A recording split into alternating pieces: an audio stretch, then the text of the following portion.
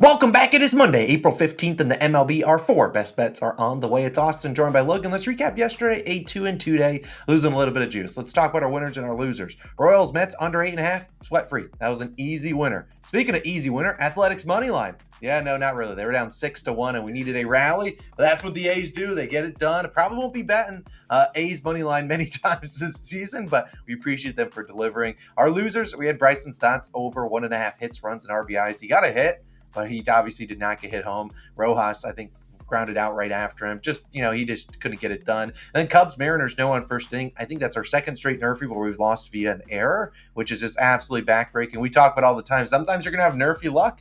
Sometimes you won't. It is what it is. But I believe tonight we have another Nerfy, and I believe we'll have a Nerfy live stream later on tonight. But without further ado, Logan, let's dive into the picks. And if you don't know, it's a Monday, and that means that the hit parlay is back on Odds Checker. It's posted after the video drops, but as always, we post it probably around 9:30 a.m. Eastern time, so pretty quickly after this video is live. It will be live. We'll link it in the pinned comment, in the pin and the description, and at the end of the video, so definitely tap into the hit parlay. Last week was a weird week. We had a bunch of them where we saw guys get voided. They weren't hitting and whatnot.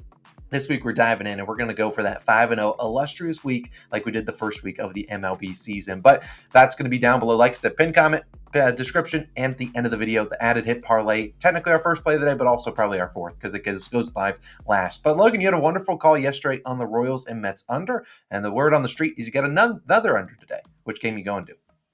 Yeah, hopefully this one is a sweat-free. I doubt it, though. Taking the Yankees and Blue Jays under 9, minus 122 odds on FanDuel is your best value there.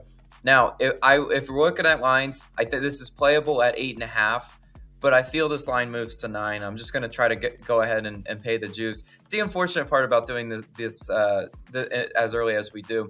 The lines sometimes do not move in our favor, and spoiler alert, the public is all over the over. So that's going to move the line probably up to 9. Now, the Yankees are coming off a dramatic 8-7 loss in extra innings. I think they come out slow today, and I think they come out slow against Chris Bassett. Chris Bassett starts out for the Blue Jays, 5.06 ERA and a 1.81 whip. Look at those numbers. They're not great for Chris Bassett, but his two bad starts came on the road where he allowed 4 earned runs in each of those outings. He faced decent offenses in those. At home, in his most recent home start, 6 2/3 innings pitched, 1 earned run against the Seattle Mariners. Yes, doesn't count. It's against the Mariners. But I still think Chris Bassett is a lot more comfortable pitching at home. He's not a road pitcher I'd ever really consider backing. But at home, this is where I want him. And against Bassett, this Yankees roster is only hitting 254. Not all that high of an average. Against right-handed pitching, the Yankees are only hitting 250. That's 12th in Major League Baseball. They're not crushing right-handed pitching, and if they were, I might be scared.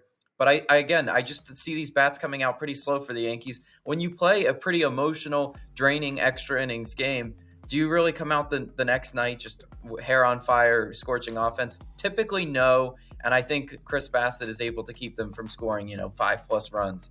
Then we'll start. Let's look at who's starting for the Yankees. It's Luis Gil. He's starting for the Yankees.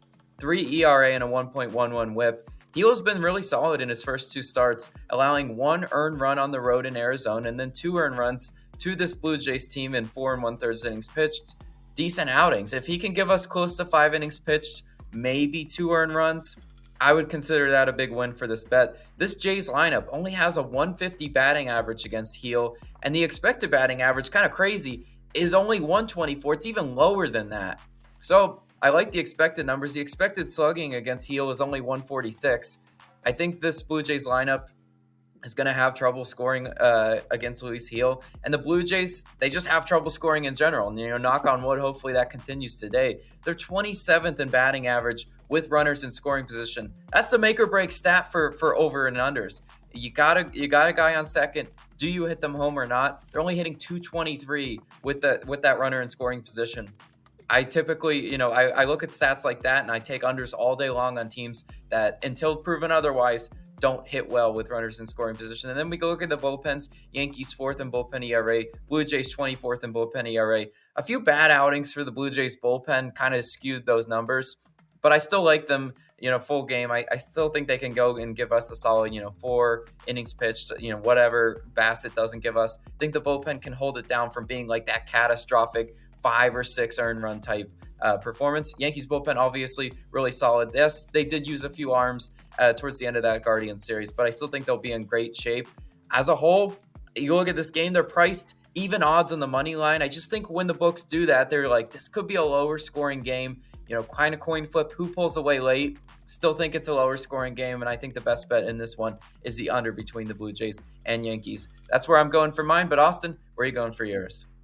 Yeah, I'm going out to Miami, where I'm actually going to be backing a pitcher prop today. It is a market we haven't touched a ton this year, but I think we are 1-0 on these specific props. And I'm going to be going to Kyle Harrison of the San Francisco Giants. His over 16.5 pitching outs, -115 on Bet365. Now, I need to talk about pitching outs because they are much different from strikeouts. Now, Kyle Harrison go out there and get 8 strikeouts and not hit this line, but we're looking just for him to get some easy outs, some ground balls, things of that nature. I don't mind his regular strikeout line, but it's like 4.5 juiced on the over. Now, if you're on FanDuel, you're going to be like, Austin, I can't find it. That's because FanDuel doesn't offer an outs prop. So you're going to have to go to a different book. There's really not a great pivot for me to give for Kyle Harrison if you can't take his outs prop, but it's on, obviously, Bet365. It's on DraftKings. It's on Caesars. It's on BetMGM.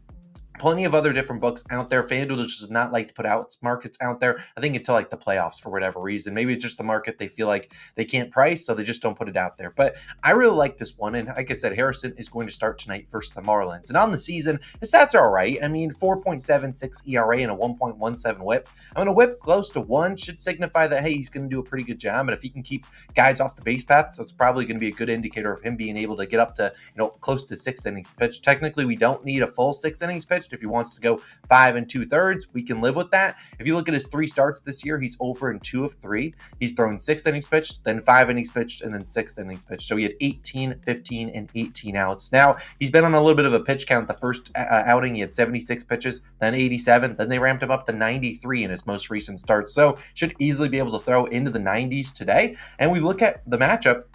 I don't hate it today. We're looking at the Marlins. This is a team that has really struggled, and they really just aren't extending at bats. They're averaging the second fewest pitches per plate appearance, and they're only hitting 179, third lowest against lefties. They also have 65 total strikeouts against lefties, which is the most. This is a guy in Kyle that what I like about him is that he's not really walking guys. That's kind of how you nuke an outs prop, is you walk a ton of fellas. Well, he's only averaging a 4.4 walk percentage, 82nd percentile. He's 68th percentile in chase rate as well. So this is a guy that I think can get those easy ground ball outs, hopefully. And we've looked at the last 11 starting pitchers versus Miami. Obviously, if you look at the first, game or two of the series, you're probably first, games of the season. It's kind of hard to really indicate because a lot of guys are still on a pitch count. But of the last 11 starters, 8 of them have hit this line. The 3 that didn't saw Lance Lynn give up 8 hits, 4 earned runs, 3 home runs, and he only pitched 83 pitches. And then Steven Matz had 5 innings pitched, but he was pulled at 85 pitches. And then Marcus Stroman had 4 walks in his start. He went 5 innings pitched. Like I said, Kyle Harrison, the only outing he did not get the job done was against the Dodgers. That was a game he walked 3 guys. He gave up 6 hits, 4 earned runs. Yeah, the Dodgers are a potent offense, but I'm not as scared of the Marlins offense as I would be against the Dodgers. The Marlins have struggled against lefties.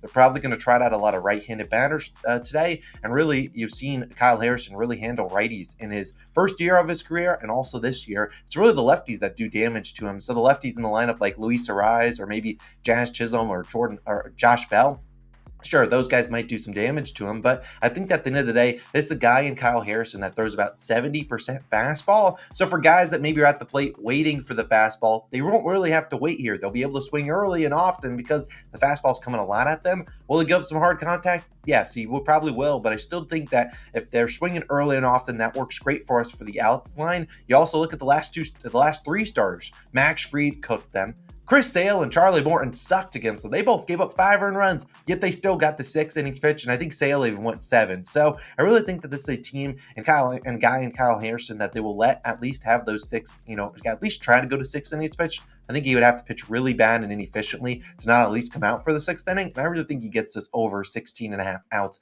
one of my favorite props of the day. So that's going to be my favorite pick. I didn't want to go to a game pick because I really thought Kyle Harrison has a good matchup tonight. Give me his over 16.5 outs. But Logan, you should know what time it is. It is Nerfy Nation time. And boy, we've had some bad breaks in here. We're waving the flags because you know what? We're not going to let the vibes and some errors hold us back. We're waving the flags and we're getting these 6 and easy outs.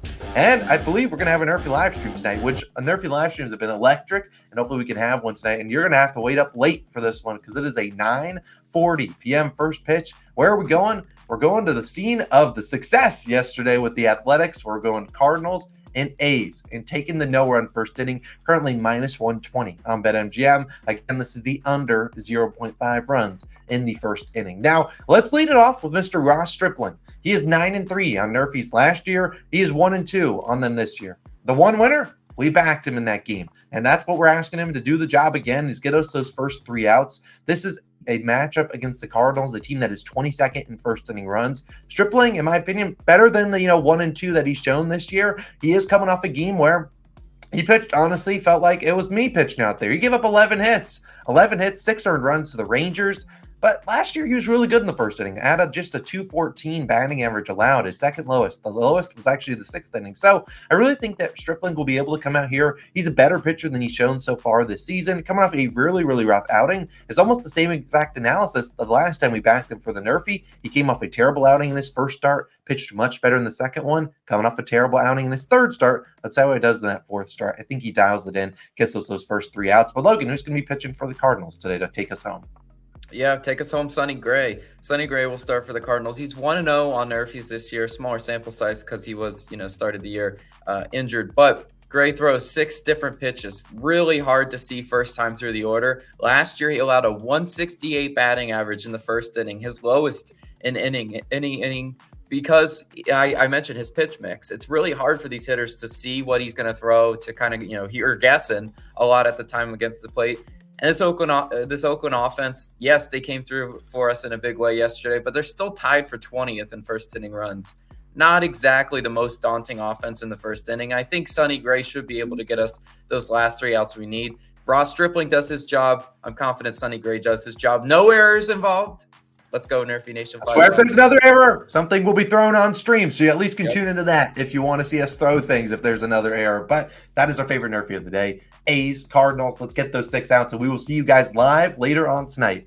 9:30 p.m. Eastern time, we will go live. First pitch is at 9:40. Let's wave these flags. Cash Nerfy Nation, get back on track. A reminder, like I said at the top of the video, our favorite hit parlay is going to be posted in a little bit. It'll be on Odds Checker, top link in the description, pinned comment, and at the end of the video, which is right now. So I'll put the link once it is live, you just click it. It's a little Odds Checker logo, a little OC. You'll see it. Let's have a wonderful day, Logan. Let's bounce back, and we'll see you guys later on tonight, 9:30 p.m. Eastern time for a Nerfy live stream. We'll see you then.